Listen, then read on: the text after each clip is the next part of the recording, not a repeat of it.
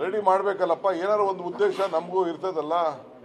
ಈಗ ನಿಮಗೆ ಒಂದು ವೇದಿಕೆಗಳು ರೆಡಿ ಆಗಬೇಕಲ್ಲ. ಎಲೆಕ್ಷನ್ಸ್ ಬರೋದು ನಿಜ, ಅದ್ರಲ್ಲಿ ನಾವೇನು ನಿಲ್ಸೋಕ್ಕಾಗಲ್ಲ ಎಲೆಕ್ಷನ್ನ. ಈಗೆಲ್ಲ ತಯಾರಿ ಮಾಡ್ಕೊಳ್ತಾ ಇದ್ದೀವಿ. ಕ್ಯಾಬಿನೆಟಲ್ಲೂ ಮೊನ್ನೆ ನಾನು ಇರಲಿಲ್ಲ, ಇವರೆಲ್ಲ ಫೆಬ್ರವರಿಗೆ ಮಾಡಬೇಕು ಅಂತ ಆಲ್ಮೋಸ್ಟ್ ಹೆಚ್ಚು ಕಮ್ಮಿ ಒಂದು ತೀರ್ಮಾನಕ್ಕೆ ಬಂದಿದೆ. ಅದೆಲ್ಲ ಕಂಪ್ಲೀಟ್ ಎಲ್ಲ ಎಲೆಕ್ಟ್ರಲ್ ರೋಲ್ಸು ರೆಡಿ ಆಗ್ತಾ ಇದೆ. ಇದೆಲ್ಲ ಮಾಡಬೇಕಾಗ್ತದೆ. ಎಲ್ಲ ಕಡೆನೂ ಒಂದು ರೌಂಡ್ ಹೋಗ್ತಾ ಇರಬೇಕಪ್ಪ.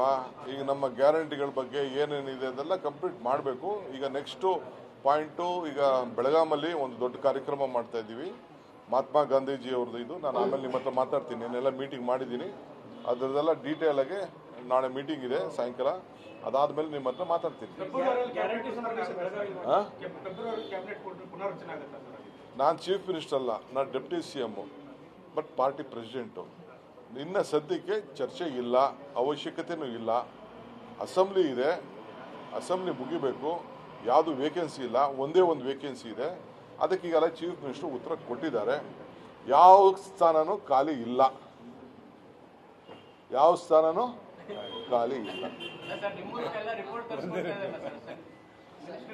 ಪಾರ್ಟಿ ಪ್ರೆಸಿಡೆಂಟ್ ನಾನೇನಿಲ್ಲ, ಅವರು ಒಂದು ದೊಡ್ಡ ಸಿಸ್ಟಮ್ ಇಟ್ಕೊಂಡಿದ್ದಾರೆ ನಮ್ಮ ಪಾರ್ಟಿಲಿ.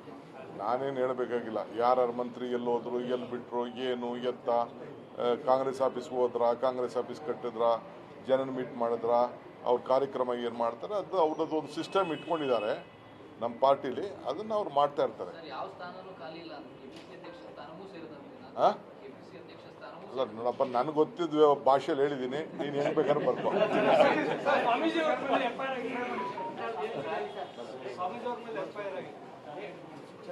ಈಗ ಚೀಫ್ ಮಿನಿಸ್ಟರ್ ಉತ್ತರ ಕೊಟ್ಟಿದ್ದಾರೆ. ಅದಕ್ಕೆ ವಿಧಾನಸೌಧದಲ್ಲಿ ಚೀಫ್ ಮಿನಿಸ್ಟರ್ ಉತ್ತರ ಕೊಟ್ಟಿದ್ದಾರೆ. ನಾನು ನಮ್ಮ ಸ್ವಾಮಿಗಳಿಗೂ ರಿಕ್ವೆಸ್ಟ್ ಮಾಡ್ತೀನಿ, ಎಲ್ಲ ಸ್ವಾಮಿಗಳಿಗೂ ರಿಕ್ವೆಸ್ಟ್ ಮಾಡ್ತೀನಿ, ಸಂವಿಧಾನ ಹಕ್ಕು, ಯಾರ ಹಕ್ಕು ಬಗ್ಗೆಗೂ ಯಾರೂ ಮಾತಾಡೋಕ್ಕೆ ಅವಕಾಶ ಬೇಡ, ಜಾತಿಗಳಲ್ಲಿ ಬೇಡ. ನಾವೆಲ್ಲ ಮಾನವ ಧರ್ಮ, ನಮ್ಮದು ಮಾನವ ಧರ್ಮ, ನಮ್ಮದು ಸಂವಿಧಾನ.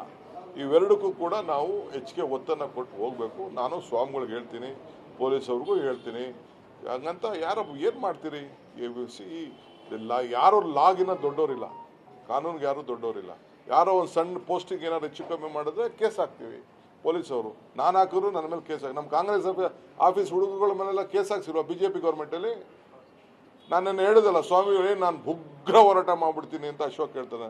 ಏನಾಯಿತು? ಬಾಲಗಂಗಾಧರ ಸ್ವಾಮೀಜಿ ಮೇಲೆ ಕೇಸ್ ಹಾಕ್ಸಾಗ ಎಲ್ಲೋಗಿದ್ರು ಅಶೋಕು? ಎಲ್ಲೋಗಿದ್ರು BJPಯವರು?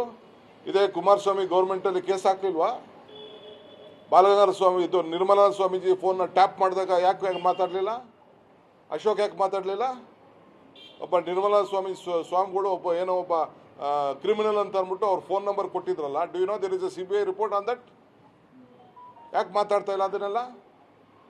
ಸುಮ್ಮನೆ ಈ ರಾಜಕಾರಣ ಬಿಟ್ಬಿಟ್ಟು, ಒಣ ರಾಜಕಾರಣ ಬಿಟ್ಬಿಟ್ಟು ಇವರೇ ಬೆಂಕಿ ಇಕ್ಬಿಟ್ಟು ಅದ್ರಲ್ಲಿ ತೆಗೆದುಕೊಂಡು ಬಿಡಿ ಸೇರ್ತವನ ಅಶೋಕ.